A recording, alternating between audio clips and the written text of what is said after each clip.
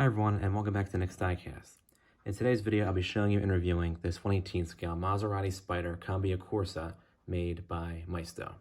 I got this model on Amazon for $25, and as you saw from my unboxing video, it came in one of those older Maisto boxes from like the early 2000s. So this, I guess, was very old stock.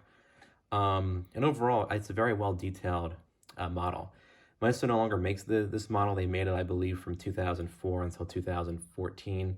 When it was still being made, it came in this really cool yellow with the black interior, as you see here.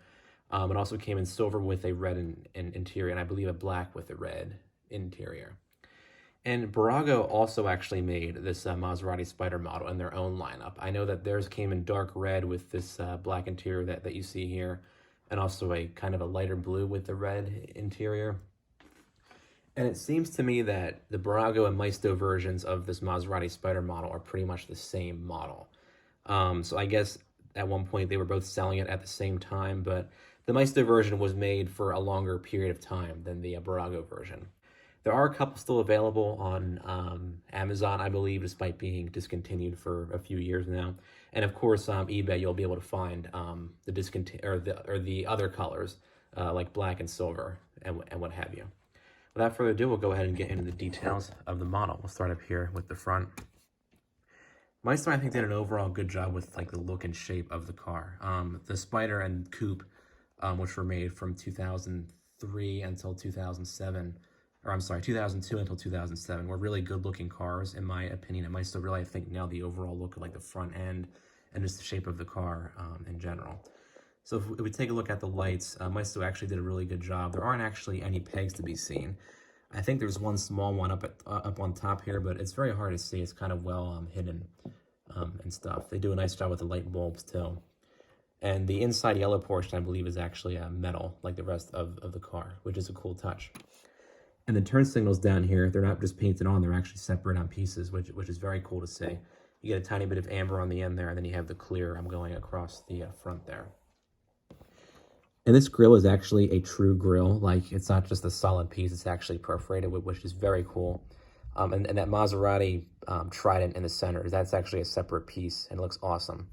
They also do a good job with the second Maserati badge up here. It's kind of hard to zoom in a little bit. You can see this is Maserati with the silver letters and the red trident. The red trident's actually a slight bit off center, but it's very hard to tell. You won't be able to see it unless you look at it like super close.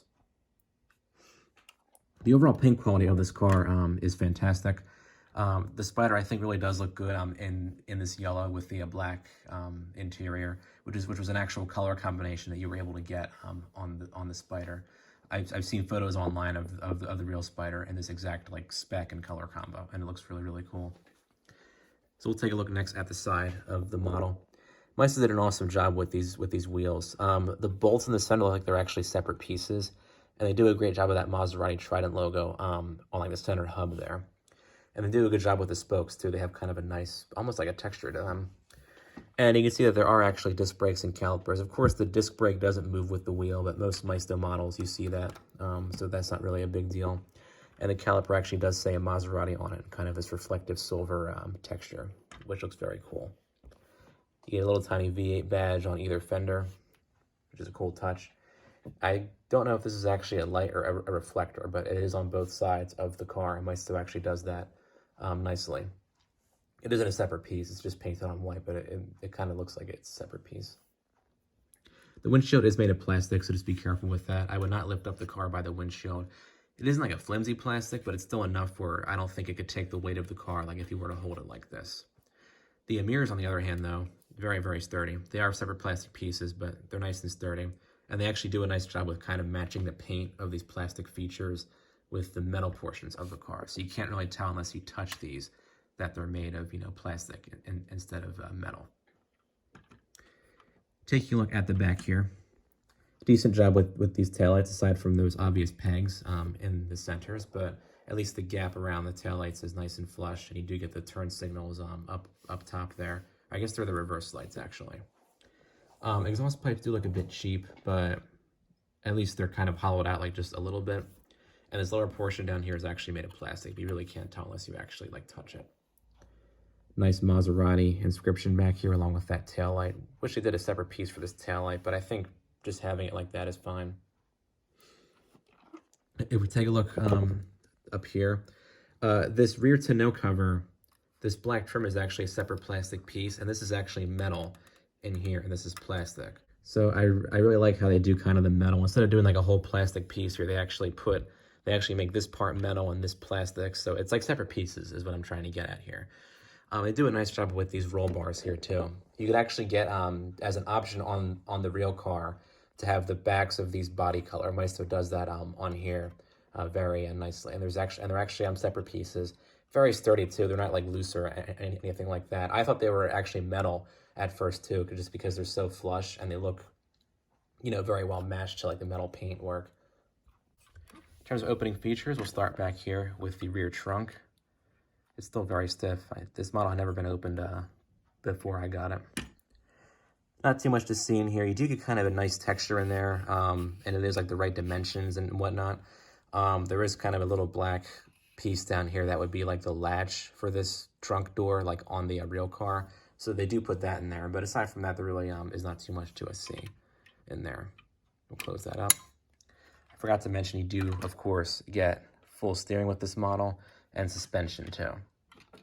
And this is like very smooth suspension. It isn't like, you know, all some of these older Maisto models, when you push the suspension, it's very like, you know, like very creaky, very stiff. On this one, it's nice and smooth. So they do a great job with that. We'll take a look next at the engine detailing.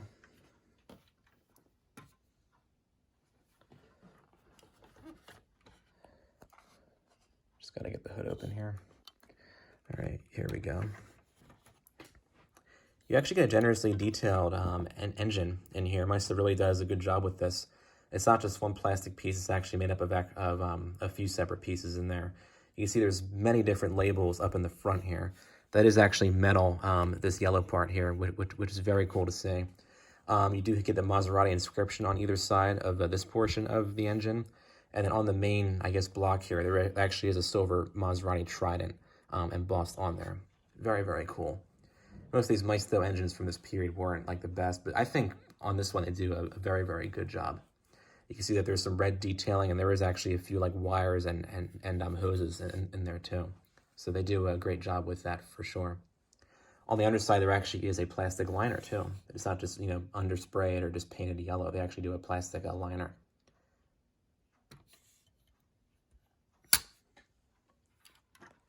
All right, we'll take a look next at the interior detailing. The doors open up like so on the spring-loaded hinges.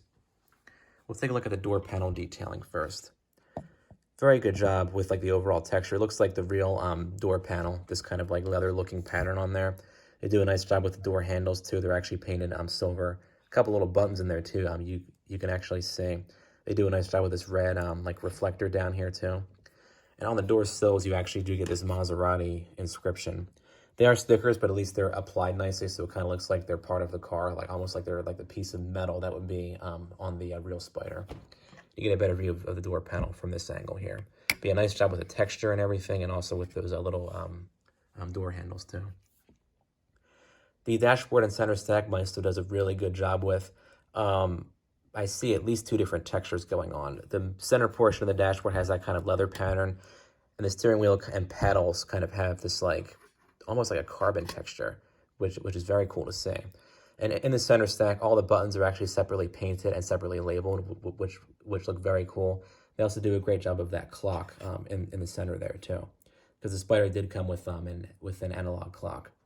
On the glove box, you do have the airbag symbol up here, or the airbag inscription, I should say, and the Spyder Cambia Corsa. I believe that's how it's pronounced. Please feel free to correct me down in the comments if I'm not pronouncing that correctly. But all the details are there, and Maisto did a really good job with all these details. Maisto also does a fantastic job with the seats here. They look and feel like the real leather that are on the real car, and they look just incredibly well detailed. You actually do get that stitched on looking Maserati trident on the headrest there. The seats actually do move a slight bit too. They also put in these seat belts here too. The seat belts are a bit too small, but at least they have kind of a nice texture to them. And the buckle, I might actually go ahead and paint that silver so it kind of stands out just a bit. But overall, this interior is a very well done interior. You do actually get pedals down here too. And Maisto actually did put the Maserati logo in the center of each of these pedals, which I didn't know was actually a feature on this car. But once I got the model and saw it, I thought, wow, that's like really cool. Would have been even cooler if they maybe like painted the Maserati Trident silver and left the rest of the pedal black. But I think on the real car, just the whole thing was a black. But that's a really nice, attention to a detail there. And I forgot to mention, on the steering wheel, you actually do get the Maserati badge in the center, which almost looks like it's a separate piece, and the little airbag symbol underneath that. And the gauge cluster is just a single sticker, but at least it's, centered on there, so it looks like it's the real gauges. Very good, very well done model.